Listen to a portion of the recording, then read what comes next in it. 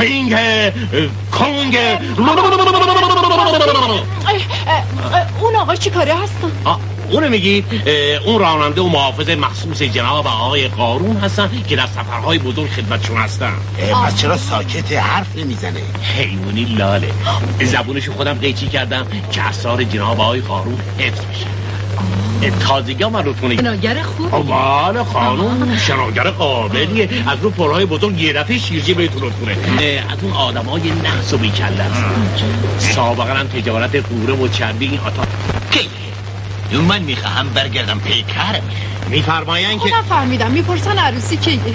ای بابا پس ما اینجا ول معطلی. اینجا همه زبون همه میفهمن که قاضیش در اردی. منزل ما کی تشریف؟